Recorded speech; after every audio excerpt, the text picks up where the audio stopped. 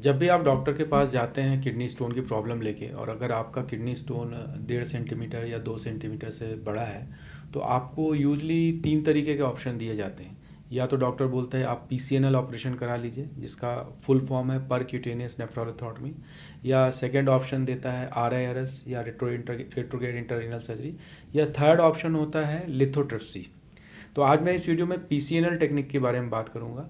PCNL का full form होता है परक्यूटेनियस नेफ्रोलिथोटमी। और अगर इसको मैं ब्रेक करूं तो percutaneous means through the skin, nephrolithotomy means nephro means kidney, lithotomy means stone, tomy means cut. So अगर आप स्किन के थ्रू छोटा सा कट लगाकर अगर स्टोन निकाल रहे हो तो उस प्रोसीजर को हम परक्यूटेनियस नेफ्रोलिथोटमी करते हैं। परक्यूटेनियस नेफ्रोलिथोटमी यूजली 2 सेंटीमीटर या 2 सेंटीमीटर से बड़े, कितने भी बड़े स्टोन हो, सबसे प्रेफर्ड मेथड है। बड़े बड़े स्टोन बहुत आसानी से ही पीसीएनएल टेक्निक के द्वारा निकाले जा सकते हैं। पीसीएनएल टेक्निक आने के बाद आजकल ओपन स्टोन के ऑपरेशन ऑलमोस्ट बंद हो चुके हैं।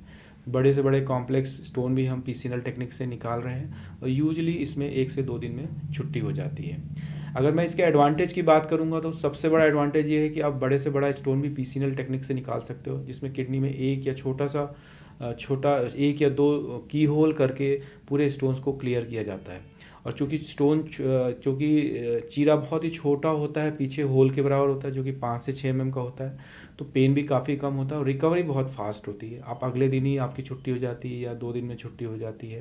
क्योंकि पहले ज़माने में जो बड़े बड़े स्टोन्स होते थे वो ओपन स्टोन सर्जरी द्वारा निकाले जाते थे, उसमें काफ़ी बड़ा साइड में चीरा लगता था। आपने कभी अगर देखा होगा कि किडनी का चीरा कैसा होता है तो आपको इसके बारे में पता चलेगा।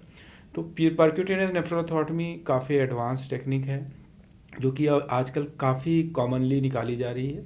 और इसका डिसएडवांटेज की अगर मैं बात करूं तो डिसएडवांटेज यह है कि चूँकि अपने को एक पीछे छोटा सा होल करना पड़ता है तो थोड़ा पेन होता है, थोड़ा यूरिन में ब्लड आने की रिस्क होती है। तो आजकल पीसीएनएल की और भी बहुत सारी टेक्निक्स आ गई हैं। पहले, आज से अगर मैं 10 साल पहले की बात करूं तो पीसीएनएल की दूरबीन्स होती हैं, काफ़ी मोटी होती थी। हम 30 फ्रेंच या 28 फ्रेंच साइज़ में करते थे। बट आजकल मिनी पर्क टेक्निक में आप बड़े से बड़ा स्टोन 18 नंबर या 20 नंबर या 22 नंबर की शीट से कर देते हो। इसके अलावा अगर और छोटे स्टोन अगर आप परक्यूटेनियस नेफ्रोलिथोटमी टेक्निक से करना चाहते हैं या पीसीएनएल टेक्निक से करना चाहते हैं तो micro perk technique, super perk technique, ये सारी आ गई। इसमें दूरबीन और भी छोटी हो जाती है और किडनी का पंक्चर और भी छोटा हो जाता है। ये सारी फैसिलिटीज़ हमारे साथ अवेलेबल है और इसका सबसे बड़ा फ़ायदा होता है कि ब्लीडिंग के चांसेस काफ़ी कम हो गए हैं। ब्लड ट्रांसफ्यूजन रेट ऑलमोस्ट निल है। आई डोंट रिमेंबर कि मैंने पिछले 10 साल में अगर किसी भी पेशेंट को ब्लड ट्रांसफ्यूज़न किया है, रिकवरी काफ़ी अच्छी हो गई है। तो यह इसके एडवांटेज है। डिसएडवांटेज मैं बात कर रहा था ब्लीडिंग का। बहुत रेयरली इसमें ज़्यादा ब्लीडिंग होने पे ब्लड चढ़ाना पड़ता है और कभी कभी बहुत ही ज़्यादा ब्लीडिंग हो तो एंजियोग्राफी करके एम्बुलाइज करना पड़ता है। बट ये सारी प्रॉब्लम अब काफ़ी पुराने ज़माने की प्रतीत होती, क्योंकि नई दूरबीनों के साथ इन सारे चांसेस ऑलमोस्ट नील हो गए। जीरो तो नहीं बोल सकता, बट बहुत ही मुश्किल से हम सुनने में आता है कि ये सारी कॉम्प्लिकेशंस आजकल हो रही हैं। इसके अलावा जो नॉर्मल कॉम्प्लिकेशंस दूरबीन के ऑपरेशन के होते हैं, जैसे दर्द होना, पेशाब में जलन होना, पेशाब में इन्फेक्शन होना, फीवर होना, ये सारी चीज़ें प्रॉब्लम्स भी आ सकती हैं। पीसीएनएल ऑपरेशन के पहले सबसे पहले डॉक्टर्स आपकी सारी जांचें करते हैं, सोनोग्राफी करते हैं। कई बार वो इंट्रावीनस पाइलोग्राम या आईवीपी कर सकते हैं या सीटी आईवीपी कर सकते हैं, जिससे स्टोन की लोकेशन, स्टोन की डेंसिटी और किडनी में कहाँ से एंटर करना है, पंक्चर कहाँ पे करना है, ये सारी चीज़ों की प्लानिंग होती है। आपका प्री एनेस्थेटिक चेकअप किया जाता है। अगर आपकी एज 40 से 50 साल से ज़्यादा है तो आपकी ईसीजी, इको, ये सारे टेस्ट किए जाते हैं। और सारी फिटनेस लेने के बाद आपको यूजली ऑपरेशन वाले दिन ही ऑपरेशन से 3-4 घंटे पहले एडमिट किया जाता है।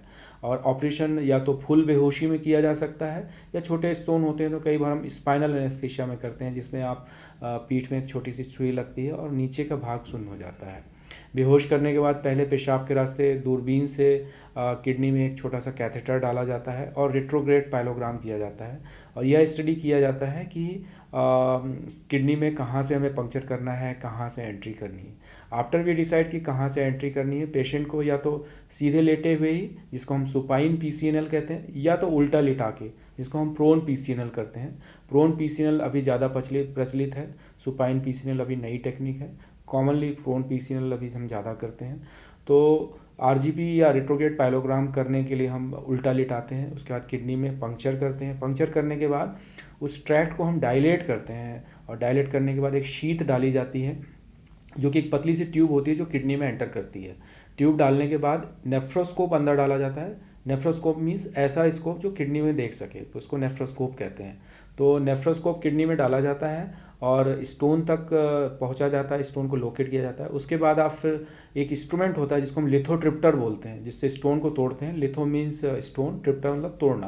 तो लिथोट्रिप्टर से स्टोन तोड़ते हैं, या तो हम होल्वियम लेज़र मशीन भी यूज़ कर सकते हैं अगर हम डस्ट करना चाहते हैं। अगर बहुत पतली दूरबीन होती है, अगर आप माइक्रो पर्क या मिनी पर्क कर रहे हो, बहुत पतली दूरबीन से स्टोन को डस्ट किया जा सकता है। ऐसी स्थिति में स्टोन निकालने की भी जरूरत नहीं पड़ती, वो एकदम डस्ट होकर ऑटोमेटिक ही पानी के साथ ही बह के निकल जाता है। तो स्टोन को ब्रेक करके, अगर बहुत बड़ा स्टोन है तो सारे पीसेज निकाले जाते हैं, और ऑपरेशन के समय एक्सरे करके और दूरबीन से आपको चेक करके कंप्लीट कंफर्म किया जाता है कि आपके सारे स्टोन्स निकल गए हैं कि नहीं। और मोर देन 95% और आई मस्ट से 90% पेशेंट में स्टोन पूरे निकल जाते हैं। कई बार कुछ स्टोन होते हैं इनएक्सेसिबल लोकेशन पे होते हैं कि पंक्चर करना मुश्किल है, तो कई बार छोड़ा भी जा सकता है। इन छूटे हुए स्टोन्स को बाद में दूसरी विधियों से भी किया जा सकता है, क्योंकि किडनी में बहुत ज़्यादा पंक्चर करने से ब्लीडिंग वगैरह के भी चांसेस होते हैं। इसलिए बेटर ये रहता है कि जितने भी स्टोन सिंगल पंक्चर या 2 पंक्चर्स में निकल जाएं, सारे के सारे स्टोन निकाले जा सकें। 2 से ज़्यादा पंक्चर करने पे ब्लीडिंग के चांसेस होते हैं। तो ऑपरेशन के बाद फिर आपको किडनी स्टोन निकालने के बाद किडनी में एक स्टेंट डलता है, जिसको डबल जे स्टेंट बोलते हैं। वह ऑपरेशन के 2 से 3 हफ्ते बाद पेशाब के रास्ते दूरबीन से निकाला जाता है। उसके लिए आपको एक एडिशनल प्रोसीजर्स की ज़रूरत पड़ती है, जो कि लोकल एनेस्थीसिया या जनरल एनेस्थीसिया में किया जा सकता है। ऑपरेशन के बाद यूजुअली अगर छोटे स्टोन है, अगर मॉर्निंग में जल्दी हो गया तो हम सेम डे शाम को छुट्टी कर सकते हैं, या तो mostly 90% of the cases next day छुट्टी हो जाती है। अगर दर्द ज़्यादा है या कुछ ऑपरेशन के समय ब्लड आ रहा है या बुखार है, तो एक स्टे आपका प्रोलॉन्ग भी हो सकता है। छुट्टी होने के बाद आपको यह सलाह दी जाती है कि आप घर पे थोड़ा रेस्ट करें, भारी वजन ना उठाएं, स्ट्रीनियस एक्टिविटी ना करें, क्योंकि ज़्यादा भारी वजन उठाने और इस टाइप की एक्टिविटी करने से थोड़ा पेशाब में खून आने की रिस्क होती है। ऑपरेशन के बाद क्या क्या चीज़ें ध्यान रखनी है या कैसे आपको फॉलोअप करना पड़ता है, इसके बारे में मैं अगर कहूँ तो यूजुअली हम ये एडवाइस करते हैं कि 1-2 दिन आप रेस्ट करें। कंप्लीट बेड रेस्ट की ज़रूरत नहीं है, लेकिन आप 2-3 दिन कंप्लीट रेस्ट करें। और 4-5 दिन बाद जब आपको लगता है कि कोई तकलीफ़ नहीं है, तो आप अपनी रूटीन एक्टिविटीज़ कर सकते हैं। और 15 दिन बाद आपको स्टेंट रिमूवल के लिए जाना पड़ता है। तब तक आपको कोई भी हैवी एक्टिविटीज़ नहीं करना है। अगर आपका सिटिंग जॉब है या कुछ ऐसा जॉब है जिसमें बहुत ज़्यादा स्ट्रेस एक्टिविटीज़ नहीं है, तो आप ज्वाइन भी कर सकते हो। फिर स्टेंट आप 2 से 3 हफ्ते बाद निकलवाने के लिए 1 दिन के लिए फिर से आ सकते हो। स्टेंट निकलवाने के बाद आप फिर नेक्स्ट डे ज्वाइन कर सकते हो। स्टेंट रिमूवल के बाद आपको वेट करने की ज़रूरत नहीं होती है।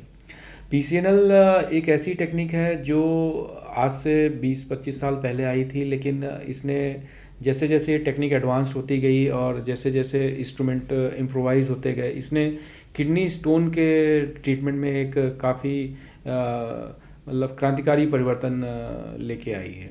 क्योंकि इससे जो ओपन स्टोन सर्जरी है पीसीएनएल और लिथोट्रिप्सी की वजह से ऑलमोस्ट बंद ही हो गई। बहुत रेयरली होता है कि हम लोग किसी वजह से ओपन स्टोन सर्जरी कर रहे हैं। तो यह संक्षेप में था पीसीएनएल सर्जरी के बारे में। इसके अलावा अगर आप पीसीएनएल सर्जरी के बारे में और जानना चाहते हैं तो आप या तो अपने यूरोलॉजिस्ट से बात करें, या तो नीचे कमेंट सेक्शन पे आप क्वेश्चंस भेज सकते हैं, या तो मुझे आप पर्सनली ईमेल कर सकते हैं। Thank you.